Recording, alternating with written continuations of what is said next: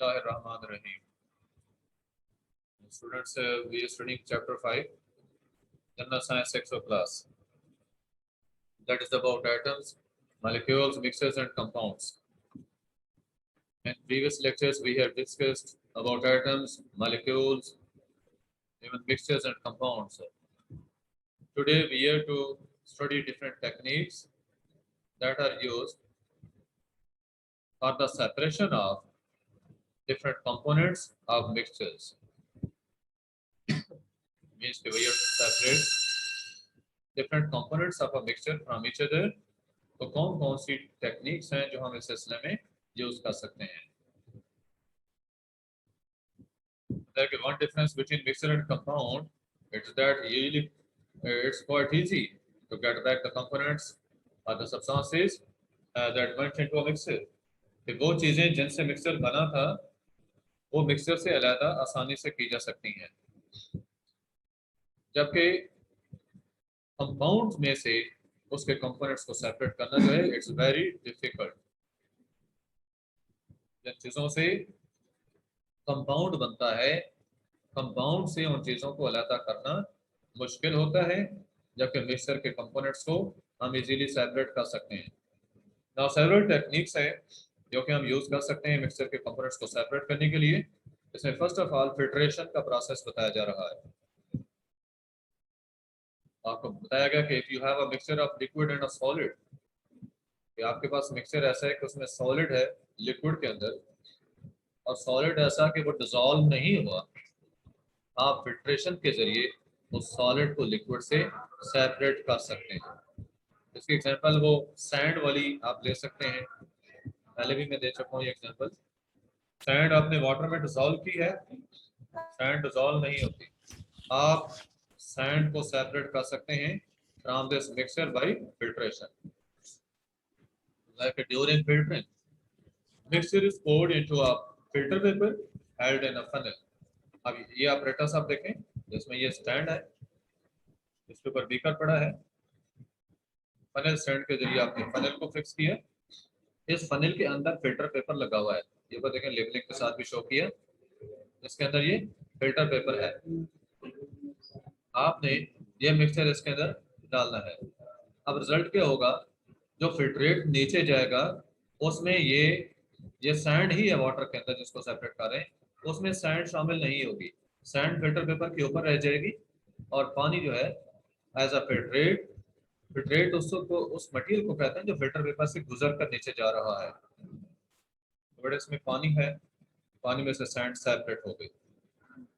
बताया कि the filter paper is full of tiny holes and it's like a sieve. Sieve क्या होती है? सीव कहते हैं स्ट्रेनर को, स्ट्रेनर या छलनी जिसे कहते हैं, ये घरों में यूज होती है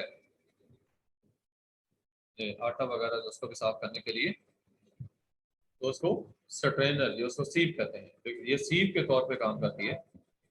large particles of the solid, they are too large to go through the tiny holes and are left in the filter paper as a residue. कि जो बड़े पार्टिकल सॉलिड के होते हैं ये इतने बड़े होते हैं कि फिल्टर पेपर के होल्स में से नहीं गुजर सकते और वो फिल्टर पेपर के ऊपर रह जाते हैं एज अ रेजिड्यू। जो चीज फिल्टर पेपर के ऊपर रह जाएगी उसमें से पास नहीं हो सकेगी उसको कहते हैं रेजिड्यू। रेजिड्यू कहते हैं बचे खुची चीज को जो पीछे बच जाए।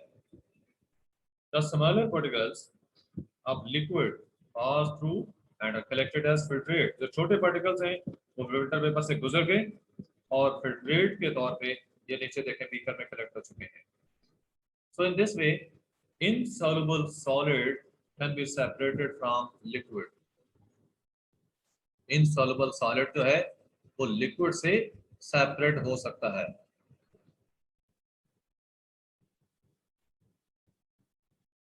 Students, my voice is clear to you? Yes, sir. Okay. Yes, sir. तो बेटे मैंने आपको बताया कि insoluble solid को लिक्विड से कैसे सेपरेट करते हैं, कौन सी टेक्निक बताई?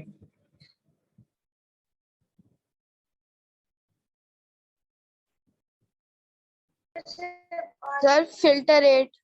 बिल्कुल, फिल्टर पेपर यूज करके। अच्छा ये बताएं कि जो चीज फिल्टर पेपर में से नहीं पास होगी, फिल्टर पेपर के ऊपर कलेक्ट हो जाएगी, उसको हम क्या कहेंगे?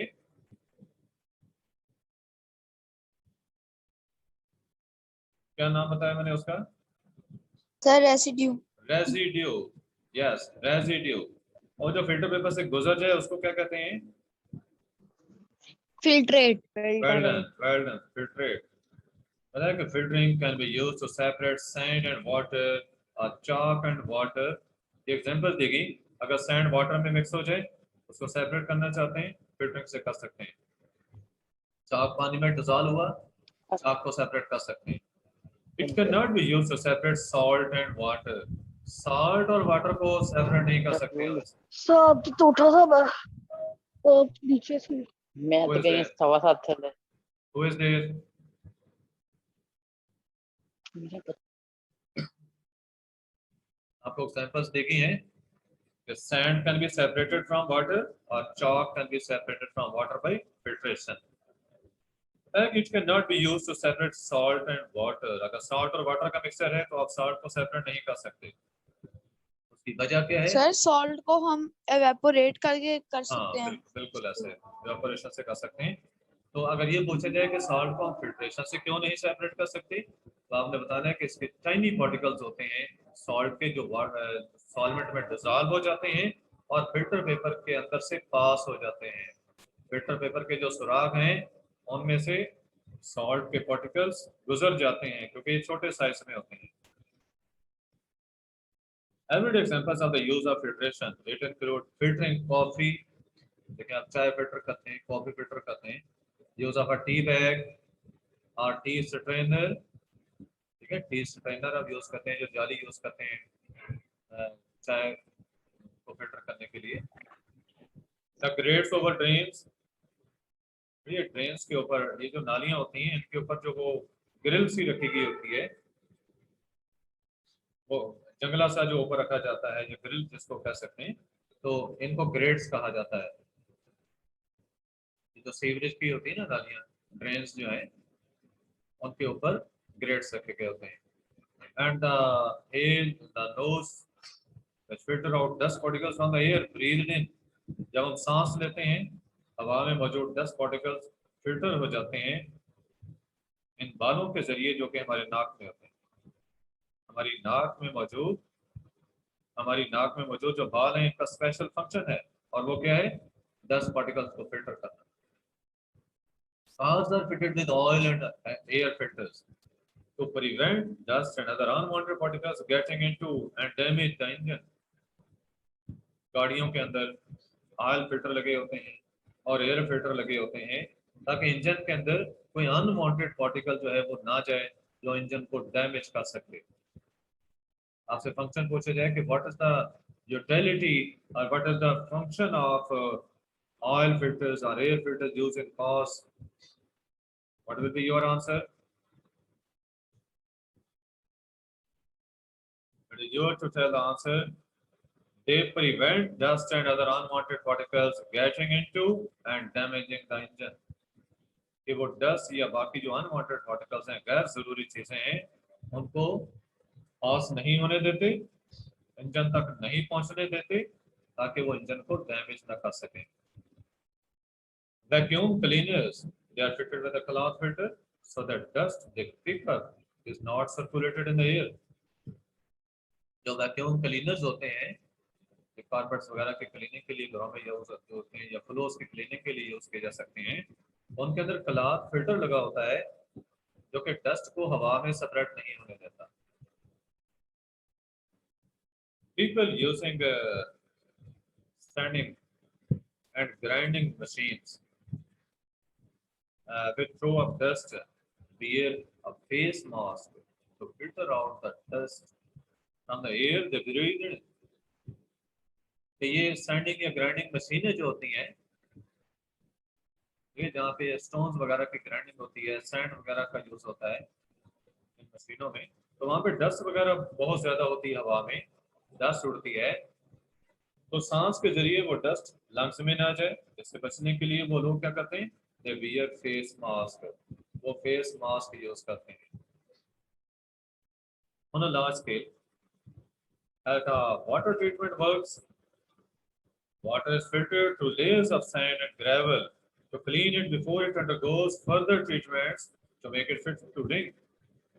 पानी की सफाई की जाती है जहाँ पे पानी जो पीने वाला है इसको साफ करने के जो मुख्तलिफ स्टेजेस हैं उनमें पहला स्टेज ये आता है कि उसके अंदर से जो बड़े बड़े पार्टिकल्स होते हैं अनवांटेड पार्टिकल्स उनको फिल्टर किया जाता है। तो इस पर्पस के लिए उसे सैंड और ग्रेवल के अंदर से पास किया जाता है। ग्रेवल क्या होता है? बजरी, छोटे छोटे स्टोन्स जो है, छोटे छोटे स्टोन्स है। तो फिर इस ग्रेवल के ऊपर सैंड डाल दी जाती है, फिर उसके ऊपर पानी डाला जाता है।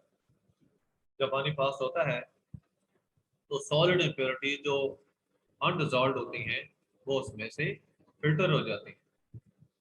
उसके बाद जो पानी नीचे मिलता है वो ऐसे पीने के काबिल नहीं होता, उसकी फर्दर ट्रीटमेंट की जाती है, फिर वो पीने के काबिल बनता है। तो यहाँ आपको सिर्फ फिल्ट्रेशन के हवाले से बताना था कि उस पानी को भी हम ग्रेवल और सैंड के जरिए फिल्टर करते हैं। ये आपको वाटर ट्रीटमेंट वर्क्स का बताया गया। Water filter two layers of sand and gravel to remove the dirt वगैरह जो भी उसके अंदर हो उसको सेपरेट कर दिया जाता है। देखिए ये ग्रेवल नीचे है, ग्रेवल के ऊपर जो है ये सैंड है, तो ये ऊपर से ट्रफ है कि जिससे पानी आ रहा है। इधर एंथ्रासाइट कोल भी रखा हुआ है इसके अंदर, जो इसमें कुछ कलरिंग मैटर्स होते हैं, मटेरियल होते हैं, वो ये ऑब्जर्व कर लेता है, कलरिंग सब्सटेंसेस। नेक्स्ट है इवेपोरेशन। बताया कि you can't separate the dissolved solid from such a salt है, इसको आप लिक्विड से सेपरेट नहीं कर सकते फिल्ट्रेशन के जरिए। कि वो सॉलिड सब्सटेंसेस जो कि डिसॉल्व हो चुके होते हैं आप सिर्फ फिल्टर करके उन चीज़ों को सेपरेट नहीं कर सकते। तो फिर उनको कैसे सेपरेट करते हैं? evaporation के जरिए।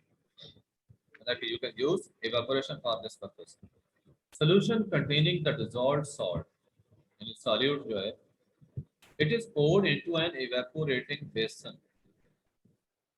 Evaporating basin जो है उसके अंदर हम उस solution को डाल देते हैं जिसमें dissolved salt मौजूद होता है, फिर हम उसको हीट करते हैं, जेंटली स्लोली हीट करते हैं। इवेंचुअली होता है कि जितना भी लिक्विड होता है, लिक्विड जो कि सॉल्वेंट था, इट इवेपोरेट्स, सारे का सारा लिक्विड इवेपोरेट हो जाता है और सॉल्ट आपका जो है इट इज लेफ्ट बिहाइंड। जो सॉल्ट उसमें डिसॉल्व हो चुका था आप उसे सेपरेट कर लिया। Salt forms crystals in the बेसन। जो सॉल्ट हासिल हुआ है ये बेसन के अंदर क्रिस्टल्स की सूरत में इकट्ठा हो जाता है। इन क्रिस्टल से इसके बन जाते हैं जिसको हम बाद में सेपरेट कर लेते हैं। जब क्रिस्टल बन जाए उसको हम सेपरेट कर सकते हैं। इवन की क्रिस्टलाइजेशन तो याद रखें कि उस वक्त का प्रोसेस है जब आपने सारे का सारा पानी इवेपोरेट नहीं किया, ठीक है, जस्ट उसको कंसंट्रेट करके छोड़ दिया, तो उसके अंदर थोड़ी देर के बाद जब ठंडा होगा तो क्रिस्टल बन जाते हैं। अगेन उसे फिल्टर करके हम क्रिस्टल सॉल्ट के अलग कर लेते हैं। लेकिन अगर आप पानी मुकम्मल तौर पे इवेपोरेट कर देंगे तो आपके पास उस इवेपोरेटिंग बेसन के अंदर पाउडर फॉर्म में सॉल्ट हासिल होगा, पाउडर फॉर्म में। नेक्स्ट बताया कि in some warm parts of the world salt is obtained by evaporating seawater trapped in large shallow salt pans. के वर्ल्ड के कुछ पार्ट्स में जहाँ गर्मी बहुत ज़्यादा होती है तो वहाँ पे क्या करते हैं कि सी वाटर को शैलो सॉल्ट पैन, शैलो क्या होता है? कम गहरा। उर्दू में इसके लिए टर्म यूज होती है छिछला। छिछला उर्दू में वर्ड याद रखें, शैलो कम गहरा। सॉल्ट पैंस, ठीक है, पैन आप समझते हैं ना, चौड़े पेंदे वाले ब्रॉड बॉटम वाले जो बर्तन है उनको पैंस कहा जाता है। तो ये बड़े बड़े बहुत बड़े जो हैं सॉल्ट पैंस होते हैं और शेलो होते हैं, यानी ज्यादा गहराई वाले नहीं होते। उनके अंदर सी वाटर को डालकर छोड़ दिया जाता है और एटमॉस्फेरिक टेम्परेचर की वजह से, क्योंकि हाई टेम्परेचर होता है, पानी इवेपोरेट होता है और सॉल्ट पीछे रह जाता है। ये नेक्स्ट बताया ना आपको, the sun's heat gradually evaporates the water. सूरज की हीट की वजह से पानी वेपर्स में चेंज हो जाता है, leaving the salt behind, और salt बाकी बच जाता है। This is then racked up in foils to dry, वो साल्ट इकट्ठा कर लिया जाता है, उसके पाइप से बना दिए जाते हैं, ढेर बना दिए जाते हैं, उसको ड्राई होने के लिए छोड़ दिया जाता है। तो ये बेटे आपको एवापोरेशन का प्रोसेस बताया, जो डिसॉल्व्ड सॉल्यूट्स को सेपरेट करने के लिए यूज होता है। आपका कोई क्वेश्चन है तो पूछ सकते हैं साथ।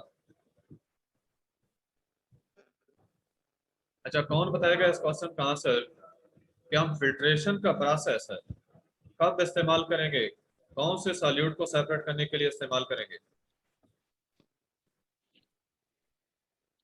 Sir, sand and water and chalk and water. Okay, ठीक है, ये आपकी एग्जांपल सही है। जनरली हम क्या कह सकते हैं कि ये कौन सी चीजें हैं, मतलब सैंड और चाक क्या चीजें थी, कैसी चीजें, कैसे सॉल्यूट्स हैं, सॉल्युबल हैं या इनसॉल्युबल हैं? Insoluble. इनसॉल्युबल। insoluble. हाँ बिल्कुल, Insoluble. हाँ ये चीज आप बताएंगे कि जो इन इन सैंड और सॉल्ट के लिए बेटे जो इनसॉल्युबल हैं उनके लिए हमने प्रोसेस कौन सा यूज किया है? Filtration. फिल्ट्रेशन, ठीक है। Filtration. फिल्ट्रेशन का प्रोसेस हमने इनसॉल्युबल सॉल्यूट्स को सेपरेट करने के लिए किया। तो इवेपोरेशन का प्रोसेस कौन से सॉल्यूट्स के लिए किया जाता है? Soluble. सॉल्युबल, जो soluble हो. बिल्कुल ठीक, सॉल्युबल।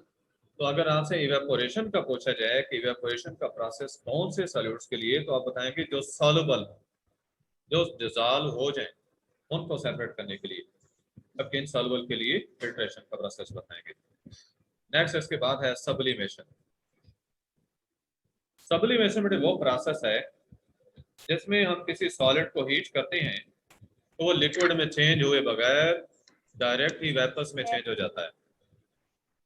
आप अमूमन देखते हैं कि जब सॉलिड को हीट करें तो वो मेल्ट होता है, लिक्विड बनता है, लिक्विड को मजीद हीट करें तो वो गैसियस स्टेट में कन्वर्ट होता है, यानी वेपर्स उसके बनते हैं।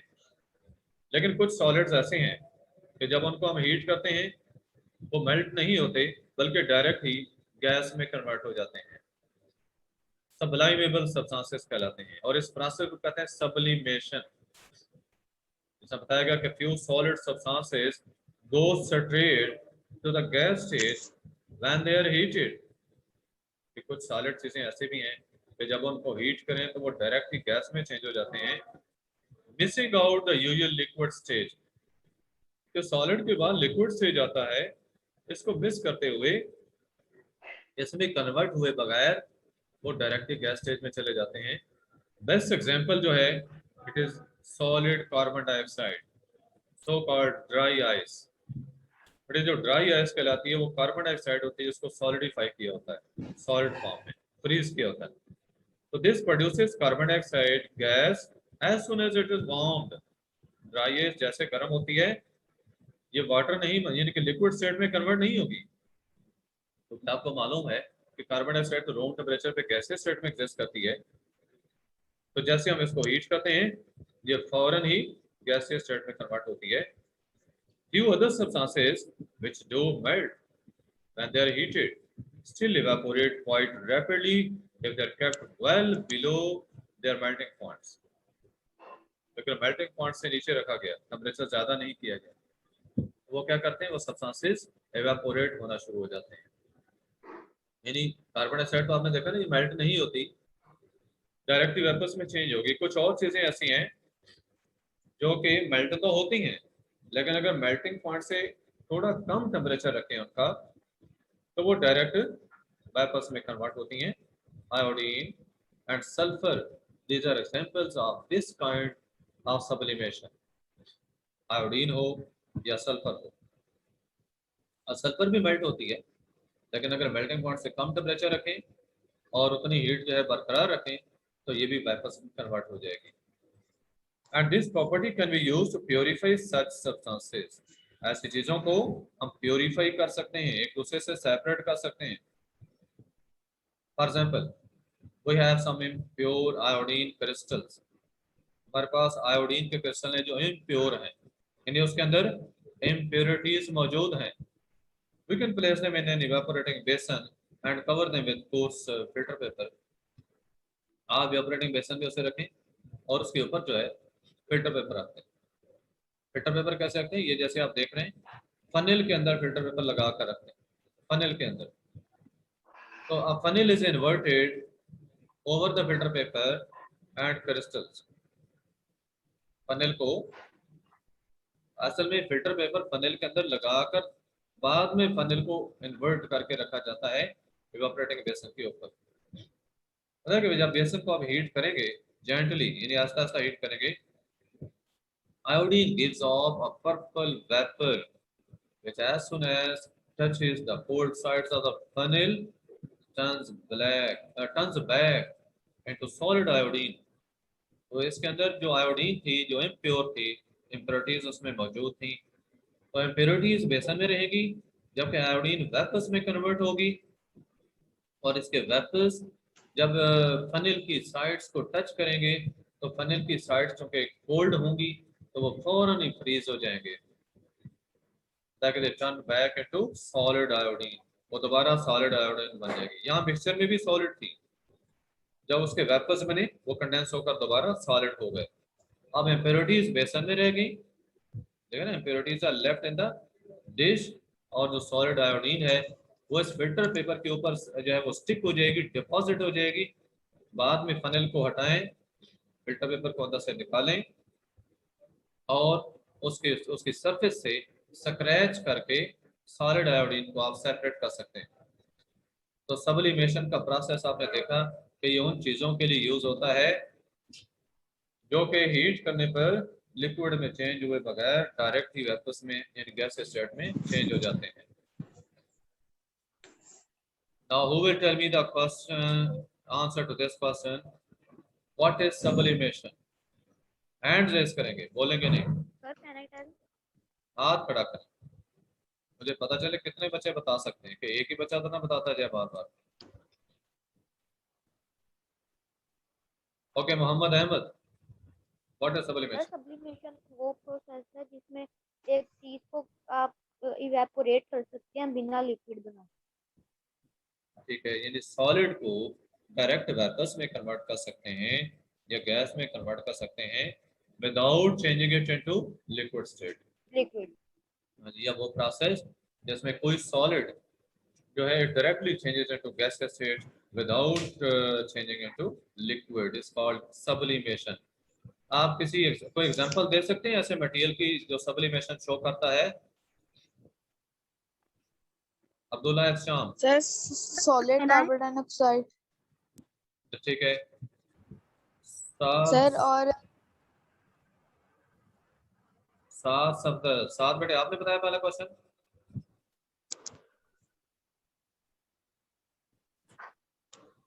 ओके, अयान सगीर बताएगा, अयान सगीर।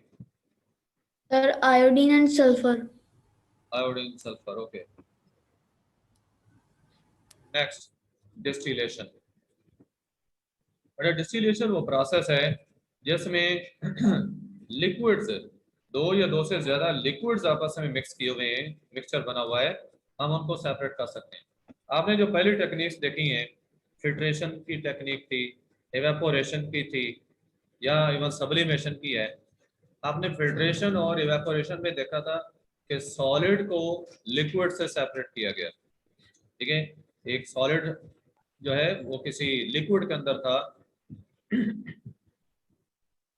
अगर इनसॉल्युबल था तो हमने फिल्ट्रेशन की टेक्निक यूज की, अगर सॉल्युबल था इवेपोरेशन की टेक्निक यूज की, और उसके बाद हमने सब्लिमेशन का प्रोसेस यूज किया जब हमारे पास मिक्सचर ही सॉलिड था, यानी सॉलिड सब्सटेंसेस का मिक्सचर था, दो या दो से ज्यादा सॉलिड्स। तो ये आप सिंपली याद रखें कि ये इम्प्योरिटीज से किसी भी सब्सटेंस को सेपरेट करने के लिए ये इम्प्योरिटीज उसके अंदर मौजूद हैं और वो आपका सब्सटेंस सब्लाइमेबल है, तो उसके लिए सब्लिमेशन यूज होती है। जैसे आयोडीन की हमने सब्लिमेशन करके इम्प्योरिटीज को सेपरेट कर दिया और प्योर फॉर्म में आयोडीन हासिल की। अब डिस्टिलेशन का प्रोसेस जो है ये हम उस वक्त इस्तेमाल करते हैं जब लिक्विड्स ही हमारे पास होते हैं, हमारा मिक्सचर दो या दो से ज्यादा लिक्विड्स का है, यहाँ सॉलिड का कॉन्सेप्ट नहीं है। तो फिर ये लिक्विड कैसे पैदा होते हैं? तो बड़े इनके बॉइलिंग पॉइंट डिफरेंट होते हैं। ये देखें यहाँ पे फ्लास्क के अंदर सी वाटर को लिया है, उसको हीट किया जा रहा है, तो इसके वेपर्स निकल रहे हैं। अब इसके अंदर जो भी लिक्विड्स होंगे, लिक्विड जो है वो सबसे पहले वो लिक्विड वेपर्स में कन्वर्ट होता है जिसका बॉइलिंग पॉइंट कम होता है, लेकिन जिसका बॉइलिंग पॉइंट कम होता है। लेकिन यहाँ ये नोट रखें, एक होती है सिंपल डिस्टिलेशन, एक होती है फ्रैक्शनल डिस्टिलेशन। सिंपल डिस्टिलेशन और दूसरी फ्रैक्शनल डिस्टिलेशन। ये पहले जो आपको टेक्निक बताई जा रही है ये सिंपल डिस्टिलेशन है। तो सिंपल डिस्टिलेशन भी याद रखें, ये सॉलिड जो सॉल्यूट डिजॉल्व हुआ है किसी लिक्विड के अंदर, इम्प्योरिटीज उसमें बहुत ज्यादा मौजूद है, यानी कि वो एक सॉलिड नहीं है, ज्यादा इम्प्योरिटीज। जैसे सी वाटर लिया, इसमें कई मिनरल्स हैं जो वाटर में डिजॉल्व हैं, तो हम उनको सेपरेट करना चाहते हैं, देखिए इम्प्योरिटीज को सेपरेट करना चाहते हैं, पानी को खालिस हालत में हासिल करना चाहते हैं। आप इस फ्लास्क में उस सी वाटर को लेंगे, उसको हम हीट करेंगे, तो वाटर जो है अपने बॉइलिंग पॉइंट पे वेपर्स में कन्वर्ट होगा। तो ये ऊपर आप देखें तो इधर कंडेंसर लगा हुआ है, इस कंडेंसर के अंदर से जब वेपर्स गुजर रहे हैं तो इसकी कंडेंसर के अंदर से कूल्ड वाटर जो है, ये वाटर कूल्ड कंडेंसर है कि कोल्ड वाटर इसमें से पास किया जाता है। और वाटर याद रखें, कूलिंग वाटर इधर नीचे से उसको हम एंटर करते हैं, ऊपर से बाहर निकालते हैं, यानी काउंटर फ्लो इसका किया जाता है ताकि सर ज्यादा से हीट को ऑब्जर्व कर सके। यस सर बात तो वो है ना, वो तो इवेपोरेशन ही रही है। दोबारा बोले, इवेपोरेशन। जी सर, हाँ जी, मैंने कहा वो तो इवेपोरेशन ही रही है। आप कह रहे हैं कि इवेपोरेशन ठीक है कि हो रही है? नो सर, हाँ जी, मैं कह रहा हूँ कि वैसे भी इवेपोरेशन होनी चाहिए, अगर बिना फ्लास्क के करें और फ्लास्क के साथ भी इवेपोरेशन ही हो रही है।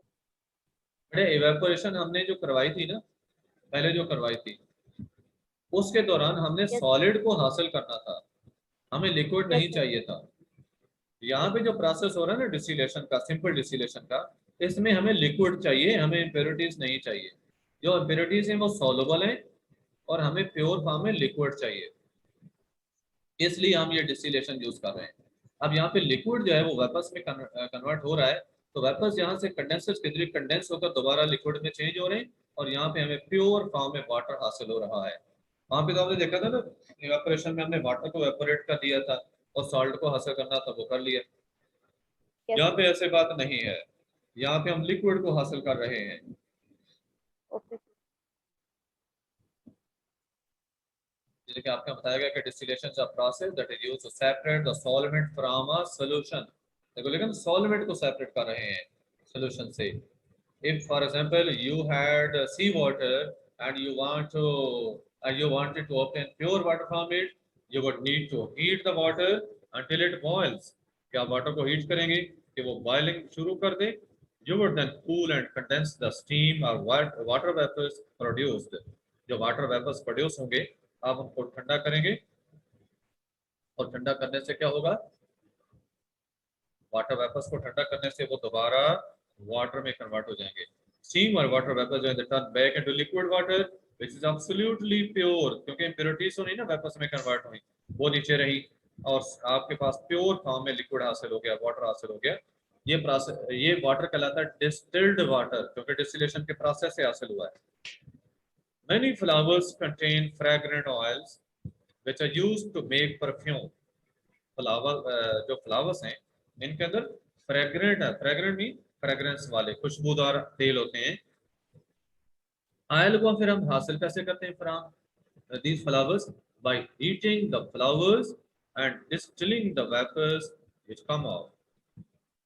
हम इन फ्लावर्स को हीट करते हैं और जो वेपर्स होते हैं इनके वेपर्स उनको कंडेंस करके हम सेपरेट कर लेते हैं। In some countries where drinking water is in short supply, but there are plentiful quantities of oil or other fuels, drinking water is produced by distilling sea water. But जहाँ पे पता है कि plentiful quantities of oil और other fuels हैं, वहाँ पे सी water को इवेपोरेट करके डिस्टिल करके सी वाटर के डिस्टिलेशन से पानी हासिल करते हैं। फ्यूल का क्या यूज होगा? पानी को डिस्टिल करने में। देखिए डिस्टिलेशन में जो हीट हम यूज करते हैं तो फ्यूल के जरिए हीट प्रोड्यूस होती है। आग जलाते हैं हम, तो बताया कि जहाँ पे प्लेंटीफुल क्वांटिटी यानी काफ़ी ज़्यादा मकदार में ऑयल अवेलेबल है, अदर फ्यूल्स अवेलेबल हैं, तो वहाँ पे हम पीने का पानी कैसे लेते हैं? सी वाटर की डिस्टिलेशन करके। नेक्स्ट कुछ ऑयल कंपनीज की बताई जा रही है बात। अब फ्रैक्शनल डिस्टिलेशन है जो नेक्स्ट हमने डिस्कस करना है। First your attendance will be there.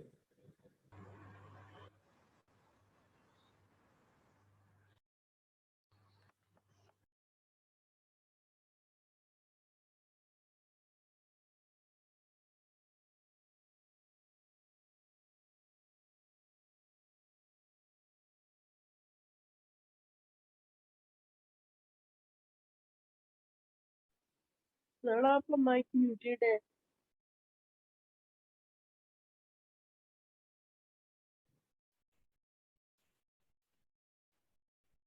Oil companies का बताया कि वो समंदर के नीचे ड्रिलिंग करके या रॉक्स में अंडर द सी, रॉक्स में या जमीन में ड्रिलिंग करके ऑयल को बाहर निकालते हैं।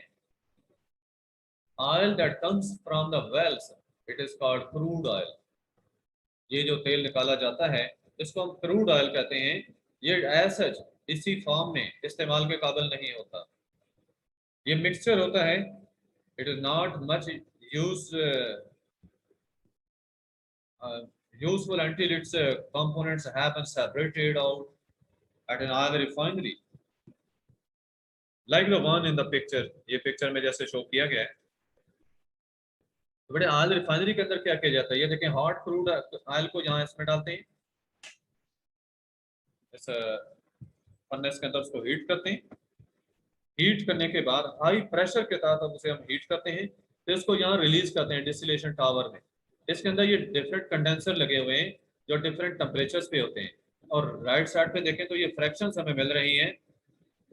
रेजिड्यू और विटामिन सबसे नीचे मिला, हैवी ऑयल वेपर्स, उसके बाद डीजल ऑयल, फिर ऑयल राइजिंग एज वेपर्स ये ऊपर को वापस जा रहे हैं।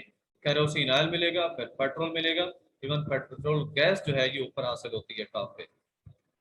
जिसका कम बॉइलिंग पॉइंट होता है वो ऊपर जाएगा, जिसका ज्यादा बॉइलिंग पॉइंट है वो नीचे से सेपरेट होता जाएगा। एट द रिफाइनरी बताया कि crude oil is heated, each part of the mixture boils at a different temperature, क्योंकि हर एक का बॉइलिंग पॉइंट डिफरेंट है कंपोनेंट का, तो डिफरेंट टेम्परेचर पे वो बॉयल करते हैं। The part with the lowest boiling point boils first, जिसका बॉइलिंग पॉइंट कम होता है जिस फ्रैक्शन का, वो पहले बॉयल करती है fraction and is collected from the bottom of the column. Distillation tower की बॉटम से वो सेपरेट हो जाएगी। The part of the mixture with the highest boiling point boils last and is collected from the top of the liquid. This is type of distillation जिसको fractional distillation कहते हैं। आप देखें कि यहाँ से हाई टेम्परेचर के साथ जो लिक्विड्स हैं यहाँ पे डिस्टिलेशन टावर के अंदर एंटर हुए, तो जिसका बॉइलिंग पॉइंट कम होगा वो तो यहाँ पे फौरन लिक्विड में चेंज हो जाएगा, तो सेपरेट हो जाएगा। जिसका ज्यादा बॉइलिंग पॉइंट होगा वो उस वक्त गैसियस स्टेट में रहेगा और वो ऊपर को राइज कर जाएगा। ठीक है, ये याद रखें ना कि जिसका कम बॉइलिंग पॉइंट है उसने पहले सेपरेट होना है, जिसका ज्यादा बॉइलिंग पॉइंट है वो ऊपर को जाएगा। ये पहले शायद बात मिस्टेकली इंटरचेंज हुई हो। आप याद रखें कि जिसका ज्यादा बॉइलिंग पॉइंट है उसने ऊपर को जाना है, उसने बाद में सेपरेट होना है। तो डिस्टिलेशन फ्रैक्शनल डिस्टिलेशन के जरिए हम डिफरेंट कंपोनेंट्स को एक दूसरे से सेपरेट कर लेते हैं। Another important industrial use of fractional distillation बताया कि it is to produce large quantities of oxygen, nitrogen and argon by fractionally distilling liquid air. Liquid air की fractional distillation करके बट आपको यहाँ बताया गया है कि जो एयर है उसको हम पहले लिक्विफाई करते हैं, यानी लिक्विड में उसको चेंज करते हैं, और लिक्विफाइड एयर को फिर क्या करेंगे, उसको हम ऐसा ऐसा हीट करेंगे, उसकी भी फ्रैक्शनल डिस्टिलेशन करेंगे।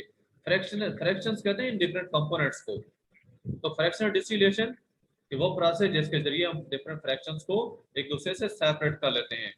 अब एयर मिक्सचर होता है इन कंपोनेंट्स का, ऑक्सीजन है उसमें, नाइट्रोजन गैस है, आर्गन वगैरह, ये मेजर कंपोनेंट्स हैं। तो हम एयर की लिक्विड एयर की फ्रैक्शनल डिस्टिलेशन से इन कंपोनेंट्स को सेपरेट कर लेते हैं। फ्रैक्शनल डिस्टिलेशन के बारे में किसी बच्चे का कोई क्वेश्चन है तो पूछ लें।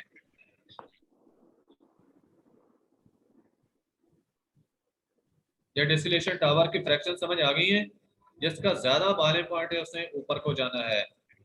और ये बबल कैप्स होती हैं जो आप देख रहे हैं यहाँ पे, ये कंडेंसर लगे हुए हैं, और ये बबल कैप्स जो होते हैं ना, वेपर्स इसके साथ जब स्ट्राइक करते हैं तो वो कंडेंस होते हैं, यानी कंडेंस होने के ज्यादा चांसेस प्रोवाइड करती हैं ये जो कैप्स हैं ऊपर, बबल कैप्स। तो लो बॉइलिंग जो फ्रैक्शंस है वो नीचे से सेपरेट हो जाती हैं। इसके बाद बेटे एक ही टॉपिक आपका रहता है पेपर क्रोमेटोग्राफी वाला, पेपर क्रोमेटोग्राफी, जिसको हम नेक्स्ट टाइम कर लेंगे क्योंकि अभी टाइम ओवर हो रहा है। नेक्स्ट टाइम हम इस टॉपिक के साथ साथ इस चैप्टर के एक्सरसाइज और जो बेसिक फैक्ट्स हैं वो भी डिस्कस कर लेंगे। Any question from your side? No sir.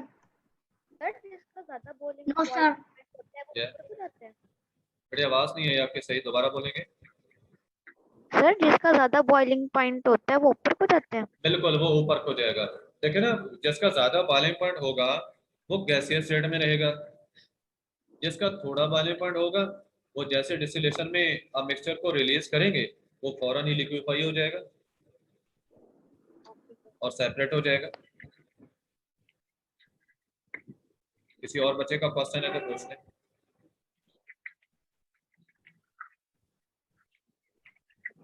हाँ जी, कोई क्वेश्चन नहीं?